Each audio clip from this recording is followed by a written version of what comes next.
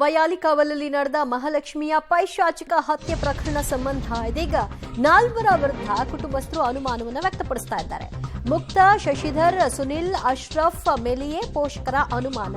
ಇವರೆಲ್ಲರೂ ಕೂಡ ಆಕೆಯ ಜೊತೆಗೆ ಒಡನಾಟವನ್ನ ಹೊಂದಿರೋರು.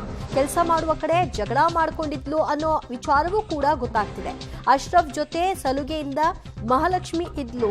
ಇದೇ ಈ ಘಟನೆಗೆ ಕಾರಣ ಇರಬಹುದಾ ಅನ್ನೋ ಆಂಗಲ್ನಲ್ಲೂ ಕೂಡ ತನಿಖೆ ಆಗ್ತಾ ಇದೆ. ಉತ್ತರಾಖಂಡ ಮೂಲದ ಅಶ್ರಫ್ ಜೊತೆಗೆ ಮಹಾಲಕ್ಷ್ಮಿ ಸಲುಗೆಯನ್ನ ಬೆಳೆಸ್ಕೊಂಡಿದ್ಲು ಅಂತ ಈಗಾಗಲೇ ಮಹಾಲಕ್ಷ್ಮಿಯ ಪತಿ ಕೂಡ ಈ ವ್ಯಕ್ತಿಯ ವಿರುದ್ಧವೇ ಅನುಮಾನವನ್ನ ವ್ಯಕ್ತಪಡಿಸ್ತಾ ಇರೋದು.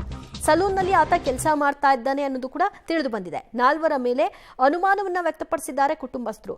ಈಗ ಈ ನಾಲ್ವರ ವಿಚಾರಣೆಯನ್ನ ನಡೆಸಬೇಕು. ಯಾವ ಕಾರಣಕ್ಕೆ ಈ ನಾಲ್ವರು ಕುಟುಂಬಸ್ಥರಿಗೆ ಇನ್ಫಾರ್ಮೇ ಮಾಡಿಲ್ಲ, ಅವರಿಗೆ ಗೊತ್ತಿಲ್ಲದೆ ಇದೆಲ್ಲವೂ ಕೂಡ ನಡೆದು ಹೋಗ್ಬಿಟ್ಟಿದ್ಯಾ?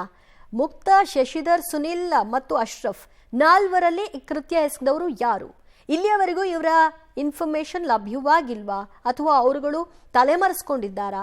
ತಲೆಮರೆಸ್ಕೊಂಡಿದ್ರೆ ಉದ್ದೇಶ ಏನು ಇತ್ಯಾದಿ ಆಂಗಲ್ನಲ್ಲಿ ಈಗ ಸದ್ಯ ಪೊಲೀಸರು ಇನ್ವೆಸ್ಟಿಗೇಷನ್ ಆರಂಭಿಸ್ತಾರೆ.